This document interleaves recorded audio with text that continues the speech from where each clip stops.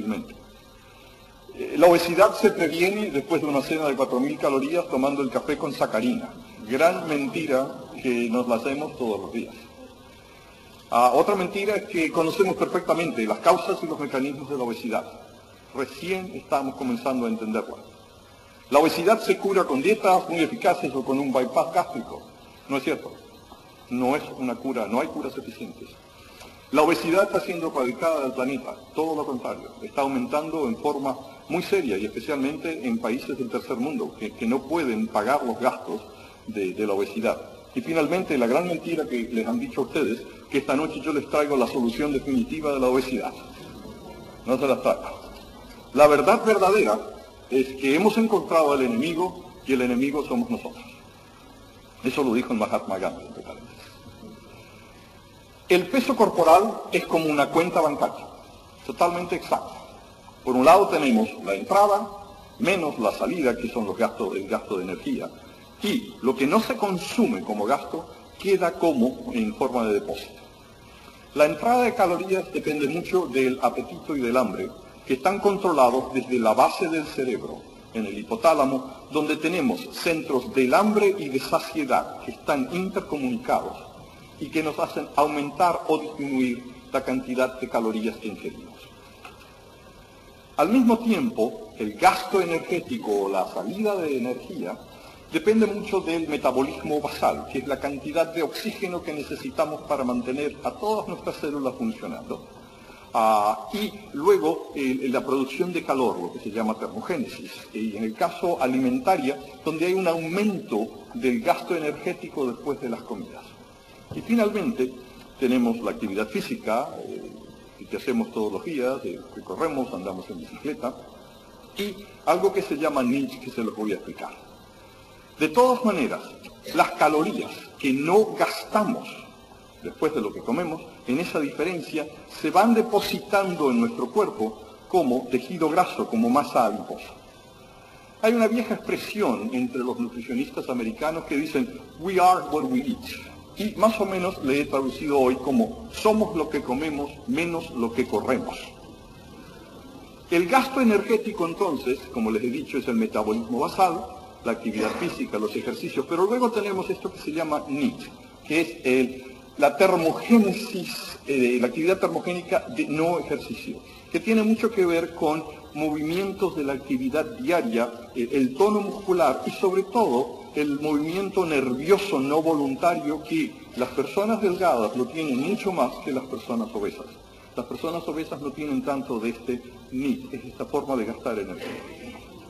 La vida moderna que todos tenemos ahora hace que el comer sea mucho más fácil y barato. Y esta es una de las premisas que espero dejarles, que es, si está enfrente, lo comemos. Segundo, que el ejercicio lo hace más difícil y más caro. Antes teníamos que caminar para ir de pueblo en pueblo, ahora tenemos que pagar para conseguirnos el equipo, las zapatillas, irnos al gimnasio, etc.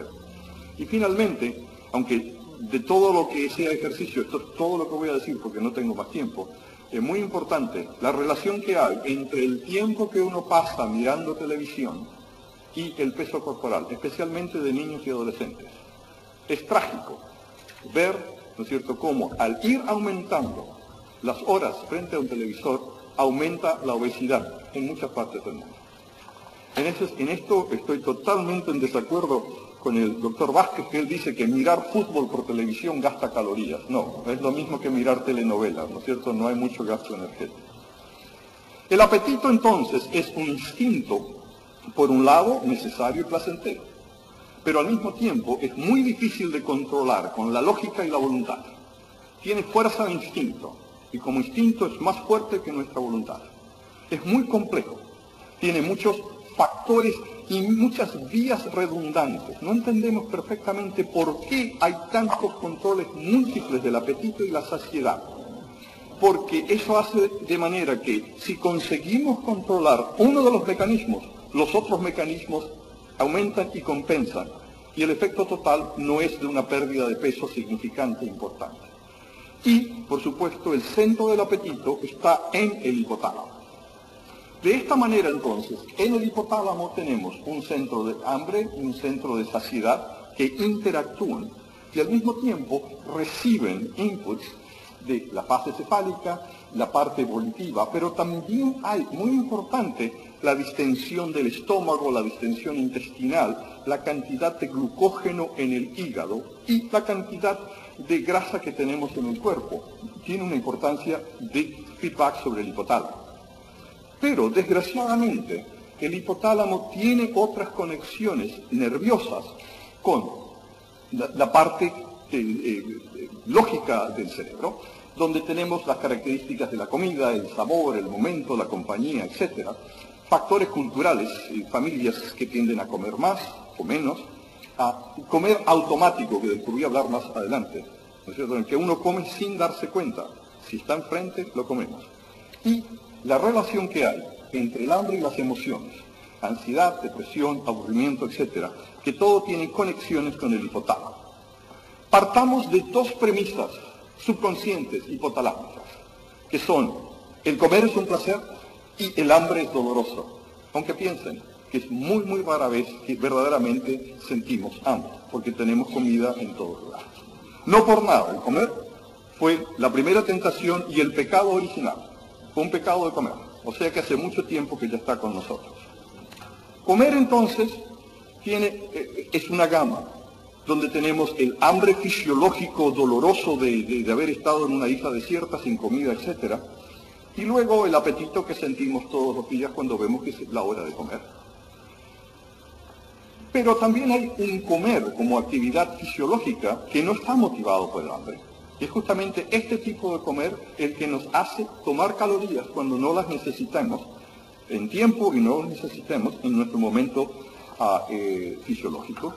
Y tenemos este comer automático, el que comemos porque, bueno, estamos charlando, estamos distraídos, estamos mirando televisión, y automáticamente comemos sin darnos cuenta. Y finalmente, tenemos otro tipo de apetito que yo llamo el apetito emociogénico, que es un apetito que nace no de necesidades fisiológicas, sino de necesidades psicológicas, donde nuestro cerebro nos miente y nos hace ver a la comida, especialmente el chocolate, como la solución de nuestros problemas emocionales, la solución de nuestras frustraciones, la solución de toda una serie de cosas. Esa mentira que el cerebro hace al hipotálamo tiene mucho que ver con el aumento de peso que tenemos nosotros. Porque no comemos porque queremos ganar energías y aumentar de peso, al contrario, hacemos un esfuerzo todos los días por no comer tanto. Pero aún así, por este cortocircuito que no lo entendemos muy bien, el apetito emociogénico, terminamos comiendo más. De esa manera, al hacernos la pregunta, ¿la comida es solamente comida para nosotros?, la respuesta es un no absoluto. La comida tiene un valor simbólico. La comida tiene un valor de mentira que hace el cerebro al hipotálamo. En Estados Unidos hay una asociación de ayuda mutua que se llama Overeaters Anonymous, muy similar al Alcohólicos Anónimos. Y en el cuestionario que ellos hacen, la primera pregunta que hacen a los postulantes es: ¿usted come aunque no tiene hambre? Ahí está el secreto de la obesidad. La mayoría de nosotros comemos aunque no tenemos hambre. Y de esta manera, todas las emociones que se representan en el cerebro, en el sistema límbico, tienen conexiones directas con el hipotálamo, lo que nos va a dar este apetito emociogénico y al mismo tiempo el comer, especialmente comidas que son calóricamente muy densas, como el chocolate, que tienen mucho dulce y que tienen mucha grasa, van a hacer que nos llevan a una gratificación oral. Y nos estamos, en cierta manera, mintiendo a nosotros mismos, porque pensamos que al comer tenemos esta gratificación oral de nuestros problemas emocionales. Esto en realidad no es así y lleva a problemas mucho más serios, porque la obesidad, que en este momento es la discriminación número 1 de nuestra sociedad, no es nuestra religión, no es nuestro color de la piel, la obesidad es la discriminación más importante que tenemos, lleva a que las personas obesas en general tengan una mala adaptación psicológica, social, económica. Esto aumenta los problemas, especialmente aumenta la baja estima, la baja autoestima, lleva a frustraciones, depresiones, ansiedades, que a su vez aumentan el apetito emociogénico, y como tenemos tanta comida alrededor nuestro y nos resulta muy fácil comer, Esto nos lleva a comer en exceso por un tiempo largo y de ahí a la obesidad. Nosotros podemos cambiar precios, gobiernos, nacionalidades, esposos, ropas, color de cabello, automóviles, pero es muy difícil cambiar de hábitos. Muy difícil, aún para los jesuitas. Y de esta manera, el estrés, por este sistema de cortocircuito que les decía, y por este valor simbólico que tiene la comida, esta mentira del cerebro al hipotálamo, esta gratificación oral hace que comamos más y esto a su vez nos aumenta el estrés. Y al mismo tiempo debemos agregar el efecto subliminal de la publicidad, donde continuamente la industria de la comida, la industria de las gaseosas, nos están dando mensajes subliminales, que el comer se asocia con personas jóvenes, elegantes, delgadas, alegres, felices, en cada uno de las publicidades que vemos, especialmente en la televisión. Y como vemos, con esta sobreabundancia de comida y la sobreabundancia de publicidad, terminamos en estas desgracias que tenemos de un aumento enorme contra la obesidad. La lucha contra el hambre, y la pongo de esta manera, es muy difícil y frecuentemente la perdemos, excepto en una situación clínica, que es la anorexia nerviosa. En la anorexia nerviosa hay un control voluntario tremendamente rígido del apetito, con una pérdida muy marcada del peso, que se asocia al mismo tiempo con un aumento exagerado de la actividad física. Y tampoco la entendemos. No hemos llegado a una situación en la que podemos entender comer exagerado que nos lleva a la obesidad, ni tampoco el control rígido temporario, porque muchas de estas niñas con anorexia nerviosa se recuperan. No lo entendemos perfectamente. Y lo que vemos en la práctica médica es de que muchos de los pacientes que nos dicen, yo no como nada, doctor, 2 lechugas en el almuerzo, una zanahoria a la tarde, total de 200 calorías por nada. Debe ser mi metabolismo. Eso es absolutamente común en todas las personas obesas, que tienden a representar mucho menos lo que comen. También en una forma de autodefensa, o probablemente relacionado también con el comer automático.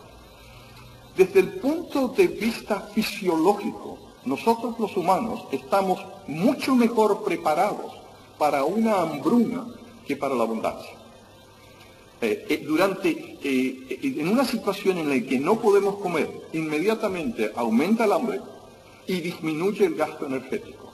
Cuando nosotros ponemos a una paciente obesa que trate de disminuir de peso con una dieta muy baja de calorías, inmediatamente todo el metabolismo se nos pone en contra, porque esa persona comienza a juntar calorías, disminuye el metabolismo basal en un 30%. O sea que el mismo organismo nos está luchando en contra de la pérdida de peso. Por el otro lado, la abundancia de comida no limita el hambre, ni limita la ingesta, ni aumenta el gasto de calorías. Y es por eso que al tener una abundancia de comida alrededor nuestro, en forma fácil, en forma barata, comemos. Si está enfrente, lo comemos.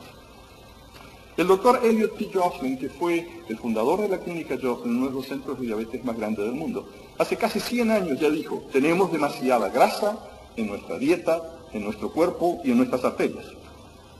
Y así vino con los años la evolución del concepto de la grasa.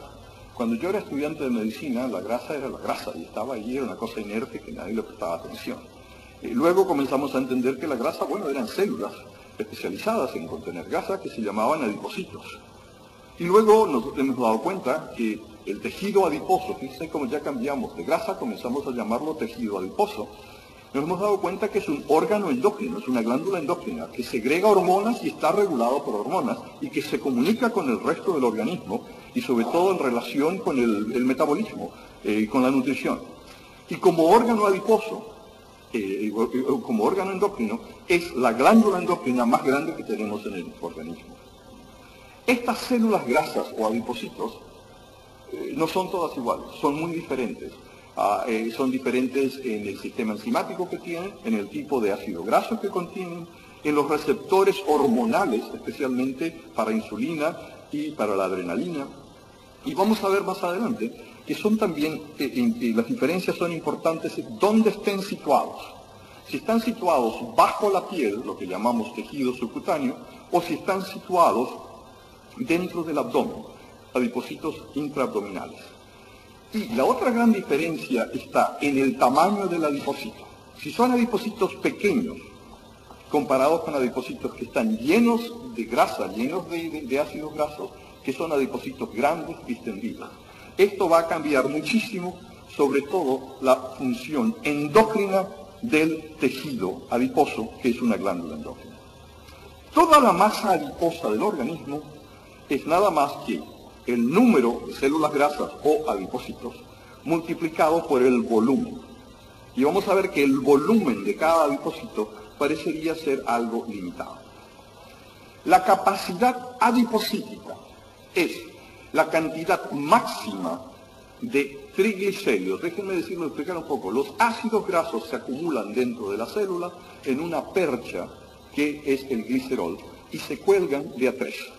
Y esa percha de glicerol con 3 ácidos grasos, que es la forma en que se acumulan los ácidos grasos dentro de la célula, se llaman triglicéridos.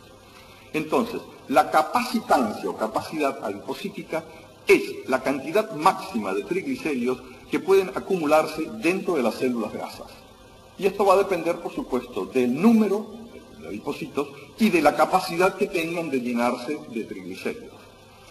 Esta capacidad adipocítica nos estamos dando cuenta que es variable de persona a persona, de raza en raza, especialmente parecería estar mucho más limitada entre los asiáticos. Y por supuesto con la edad, aumenta con la edad. Pero también parecería estar determinada por factores genéticos y también por la nutrición durante el embarazo. Un niño que nazca con un peso bajo para edad gestacional está condicionado a tener mucho más diabetes en el futuro. Y una de las posibilidades es de que nazca con un número más limitado de adipocitos. Esto no está comprobado, pero es una de las teorías. La obesidad es una intoxicación crónica con calorías, tremendamente común en el planeta. Estas calorías se acumulan como grasa, como triglicéridos, porque es la forma más liviana. Si nosotros tuviéramos que acumular energía como carbohidratos, no podríamos caminar. Las plantas, los árboles que no se mueven, acumulan calorías como carbohidratos, como celulosa. Los que nos movemos necesitamos algo mucho más liviano que no precise de agua, y es la grasa. Fíjense ustedes que de las plantas, lo único que precisa moverse, las semillas, es lo que tiene grasa, es lo que tiene aceite. El resto de la planta, que no precisa moverse, tiene solamente carbohidratos.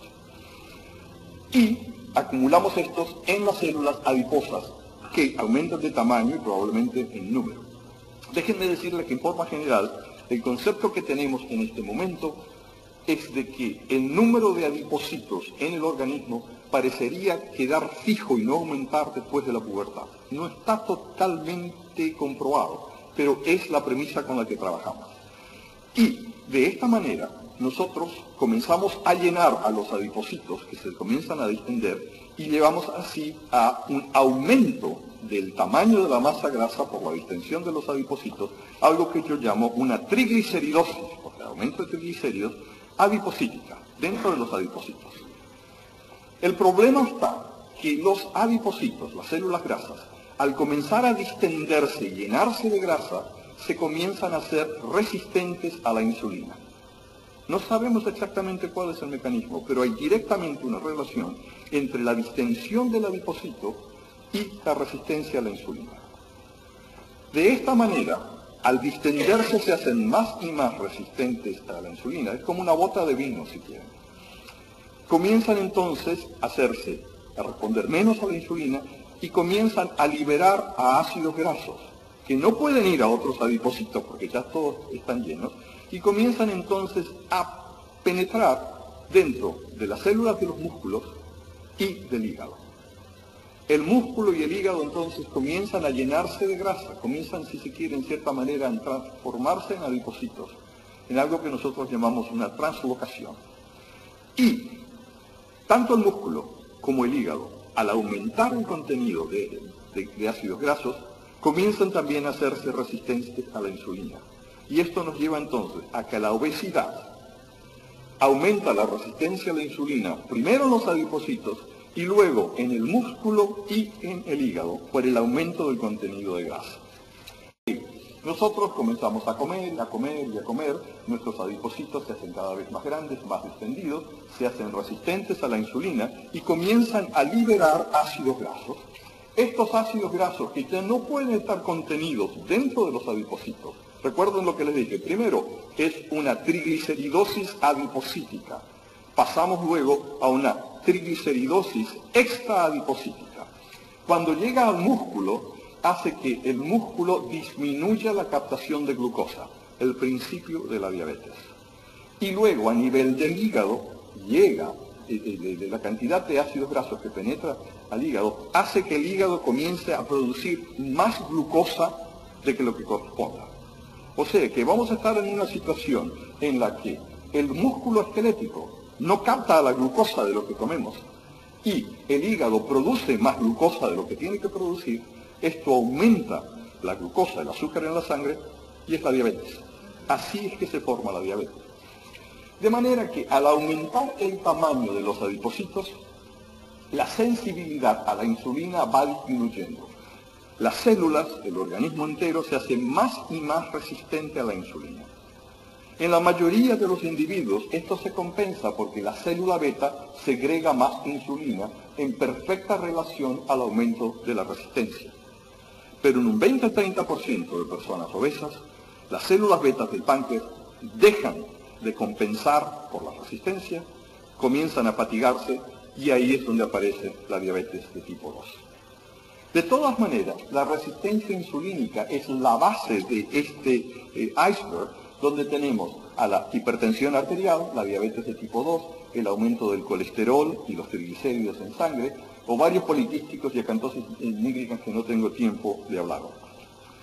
¿Cómo será de importante la resistencia insulínica? Que en la Argentina le hacen hasta propaganda en las rutas. Los adipocitos distendidos, entonces, van a producir un aumento en la secreción de toda una serie de sustancias. Entre ellas, fíjense, producen más estrógenos, producen toda una serie de sustancias que aumentan en su producción. Pero principalmente, para la conferencia de hoy, me voy a referir al aumento en la producción de ácidos grasos que van al músculo y al hígado, y en el aumento en la producción de las hormonas típicas del adipocito, que se llaman adipocitoquinas. O sea que, de la misma manera que la tiroides produce hormona tiroidea, el tejido graso produce hormonas que se llaman adipocitoquinas. Estas adipocitoquinas son proteínas segregadas por el adipocito, tienen funciones locales para la grasa y generalizadas para todo el organismo, son el 30% de todas las proteínas segregadas, y la secreción de estas adipocitoquinas varía con la distensión del adipocito. La mayoría de ellas aumentan al distenderse el adipocito. Cambia la función endocrina del adipocito al distenderse. No entendemos exactamente cuál es la señal, pero sabemos qué es lo que ocurre. Y de esta manera, a través de estas hormonas de los adipocitos, van a hacer un feedback metabólico con el resto del organismo en la regulación de energía. Y al mismo tiempo les voy a mostrar que están en relación con un estado de inflamación crónica del organismo, con la resistencia a la insulina y con la arteriosclerosis. Una de las sustancias que se producen en las células grasas es la leptina. Cuando aumenta la masa grasa, aumenta la distensión del adipocito, se produce más leptina. Y en condiciones normales, especialmente en animales, va al hipotálamo, disminuye el apetito y de esa manera se mantiene el peso. Nosotros los humanos somos resistentes a la leptina. Aun cuando nos inyecten leptina, no bajamos de peso. El hipotálamo en los humanos se hace resistente a la leptina. Déjenme decirles de paso también que la leptina regula no solamente el apetito, sino también regula la reproducción, el sistema gonadal. Y si quieren, eso lo discutimos hoy o le pedimos al rector que me invite de nuevo y les explico eso porque es sumamente interesante. Otra hormona producida por el adipocito es el factor tumoral de necrosis, que de por sí aumenta la resistencia a la insulina, interfiriendo con la cadena de actividad de la insulina dentro de las células. O sea que es un factor antiinsulínico directo, sumamente importante a nivel local. Y otras dos hormonas que les voy a mencionar, aunque hay muchas más, en la que al aumentar de tamaño el adipocito, aumenta la producción de otra hormona que se llama resistina, muy importante en las ratas y ratones, probablemente en humanos no tan importante. Pero la otra hormona que sí es muy importante en humanos es la adiponectina. La adiponectina es una muy buena hormona porque disminuye la resistencia a la insulina y aumenta en general cuando el adipocito disminuye de tamaño. Desgraciadamente disminuye cuando aumenta. O sea que esto funciona como un yin y yang, ¿no es cierto? Como un frío o un calor, todo de acuerdo al tamaño que tengan los adipocitos. De todas maneras, la obesidad entonces es el centro donde por un lado aumenta la presión arterial, una relación directa, aumenta la tendencia a coagular en la sangre, produce resistencia insulínica que lleva al aumento del azúcar en la sangre y a la diabetes de tipo 2. Produce una disfunción en la función de los vasos sanguíneos, algo que nosotros llamamos disfunción endotelial, aumenta el colesterol y los triglicéridos, y algo sumamente nuevo. El aumento del tamaño de la grasa lleva a una inflamación crónica, no solamente en la grasa, sino también en los vasos arteriales.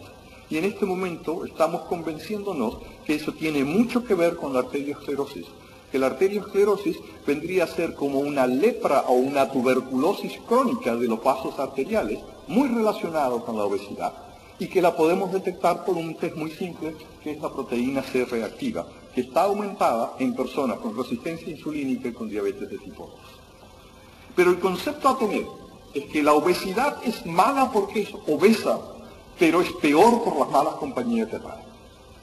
Y esas malas compañías nos van a llevar de lípido a lápida. Y aquí llegamos entonces al diagnóstico clínico de lo que se llama el síndrome metabólico. ¿Qué es el síndrome metabólico? Es una persona que se ha puesto obesa y que está comenzando a tener los problemas de salud en relación con la obesidad. Y la medimos con la circunferencia abdominal, triglicéridos en ayunas, la medición de colesterol HDL, la presión arterial que ya comienza a aumentar y un pequeño aumento en la glucemia de ayuno. Este es el paso donde vamos a estar un poco gorditos a estamos gordos y vamos a comenzar a tener problemas. Y los problemas que se nos vienen en este anuncio, diabetes, hipertensión, infartos, accidentes cerebrovasculares.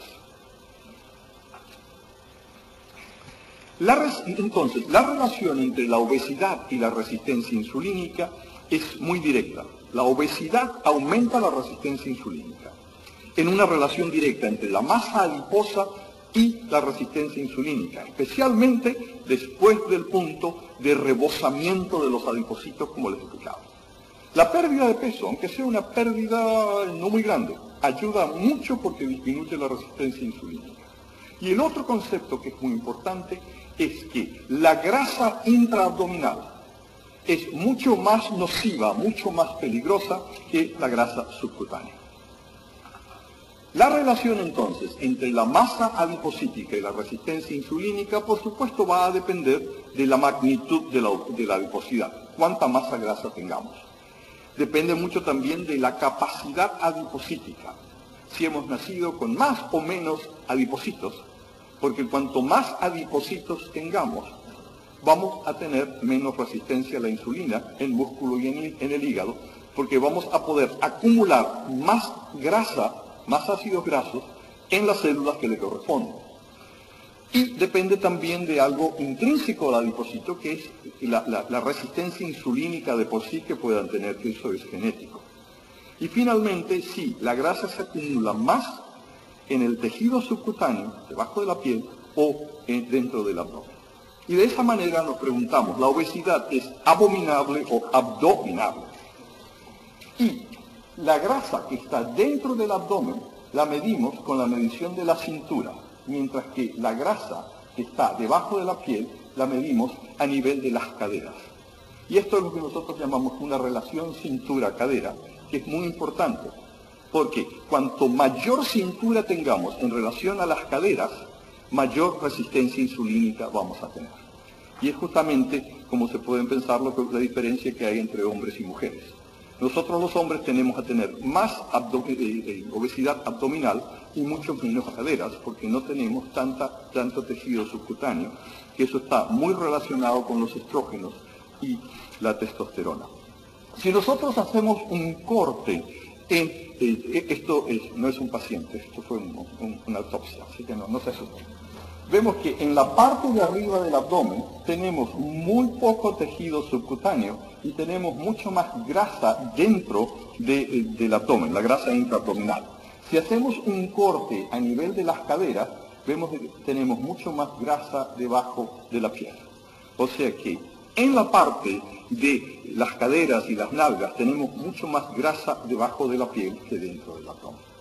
Y de esa manera, sobre todo en mujeres que tengan forma de pera, tienen mucho más grasa debajo de la piel en las caderas y tienen mucho menos resistencia insulínica. Yo sé que ustedes, las mujeres, odian esta forma de pera, porque interfieren con las bikinis en la playa. Pero, desde el punto de vista médico, esto es una obesidad que produce mucho menos resistencia insulínica. Por el otro lado, las mujeres que tienen forma de manzana, que acumulan masa dentro del abdomen y el tórax, y tienen muy poco en las nalgas, tienen muchísimo más resistencia insulínica. Y esto en las mujeres llamamos una obesidad androide, porque se parecen más a los hombres. Ahora con ustedes les voy a mostrar los signos de Rolla, conocidos por mí y mi familia solamente, de la obesidad abdominal. Comencemos entonces primero por el movimiento hacia la izquierda de la hebilla, que va dejando marcas en el cinto. El segundo es la eversión braguetal, poco conocida, pero bastante común. La tercera es el signo del ángulo. En condiciones normales, el cinto debe ser perfectamente horizontal. A medida que aumenta la obesidad abdominal, la hebilla comienza a bajar hasta que toca el pubis. El signo del triángulo no requiere ninguna explicación. Lo mismo que el signo del péndulo. Y un signo nuevo que he aprendido recientemente es la separación corbato-cintal. La corbata no alcanza al cinto. Mire, esto se puede medir en centímetros y es muy importante. Ustedes van a pensar que la obesidad abdominal es algo solamente del presente. Yo acabo de estar en París y ahí me di cuenta que Rodin, cuando lo pensó a Oronato de Balzac, ¿no es cierto?, ya lo mostró con una obesidad abdominal. Esto es de hace más de un siglo. Pero fíjense que los franceses modernos no tienen nada que olvidar a Oronato de Balzac. Los adipocitos intraabdominales son más peligrosos porque son metabólicamente más activos. Son más resistentes a la insulina de por sí, tienen una mayor respuesta a la adrenalina y producen más cortisol dentro del abdomen.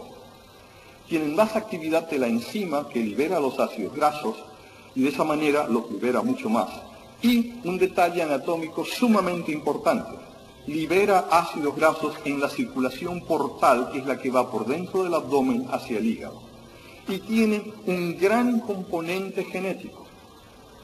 Una mayor acumulación de grasa dentro del abdomen tiene un gran componente genético, que ya lo demostró hace casi 2 siglos José Hernández en el Martín Fierro, que es la Biblia de las Pampas, cuando dijo: al que nace barrigón es inútil que lo fajen. Se lo pueden encontrar y ya es la primera cita genética de la obesidad abdominal en el Martín Fierro. Entonces, la lipólisis aumentada, o sea, la liberación de ácidos grasos de los adipocitos intraabdominales, va a producir un aumento de los ácidos grasos que van por la vena porta dentro del abdomen directamente al hígado. O sea que el hígado va a recibir una dosis mucho más alta esto está en las siglas en inglés, que pero significan ácidos grasos libres, ¿no es cierto? Y que hacen que el hígado reciba muchísimo más ácidos grasos que el resto del organismo. Cuando el hígado recibe más ácidos grasos, la respuesta que tiene es, comienza a aumentar la producción de glucosa. Y esto hace que aumenta la glucosa en la sangre que lleva a la diabetes. Uno de los dos factores importantes en la producción del aumento del azúcar en la diabetes de tipo 2 es el aumento de la producción de glucosa en el hígado. Al mismo tiempo, este es un hígado que está recibiendo una dosis alta de ácidos grasos humanos que son saturados. Y esto hace que aumente la producción del colesterol, especialmente las moléculas de baja densidad, que llevan muchísimo a la arteriosclerosis. O sea que ya tenemos dos de los elementos. Muy rápidamente les voy a decir también que estamos en el medio de una epidemia, de una enfermedad nueva, muy relacionada con la obesidad y la resistencia insulínica, que es el hígado graso, que son personas aparentemente normales, pero que tienen pruebas hepáticas anormales por el solo hecho de tener un hígado agrandado y lleno de grasa, muy común en la práctica nuestra. De lo que nos decía el doctor Elliot Joslin hace muchos años, de que tenemos demasiada grasa en nuestra dieta, en nuestro cuerpo y en nuestras arterias, tenemos que agregar ahora, en la relación con la resistencia insulínica, que tenemos demasiada grasa en nuestros músculos y también en el hígado. Y no tenemos suficiente fibra en nuestra dieta, en nuestros músculos y aún en nuestra personalidad. Para finalizar entonces, digamos que la obesidad tiene causas genéticas y adquiridas. Tiene causas metabólicas y emocionales. La vida moderna nos lleva a un aumento de la ingesta y a una disminución de la actividad física que favorece a la obesidad. Y esa misma sociedad que favorece a la obesidad discrimina en contra de la obesidad. La ingesta de calorías es inapropiada para el peso aumentado en forma crónica y a pesar de nuestra voluntad y nuestros conocimientos. Somos resistentes a la leptina. El apetito emociogénico sobrepasa a los escasos mecanismos de saciedad que tenemos. Y recuerden, la comida no es amor, no es felicidad. Es un cortocircuito que nos hace el cerebro. La acumulación de grasa en el abdomen es metabólicamente más perjudicial que tenerla debajo de la piel. Tenemos que bajar de peso, pero no es tan fácil como parece. Yo sé que una de las preguntas que me van a hacer inmediatamente es ¿cuál es la mejor dieta? La dieta de South Beach, la dieta de Atkins, etc. Y te les voy a decir lo siguiente de forma muy simple. Todas las dietas de baja caloría no fallan. Los que fallamos somos los humanos. Las dietas de moda son eso, una moda. Y el hecho de que hayan tantas dietas y que vengan y vayan nos están diciendo mucho de su efectividad. A mí me llamó mucho la atención que aquí en España no conozcan el método de Pepe. El método de Pepe es muy simple. Persistencia en la dieta y ejercicio. Y cuando se cansen, persistencia en la dieta y ejercicio.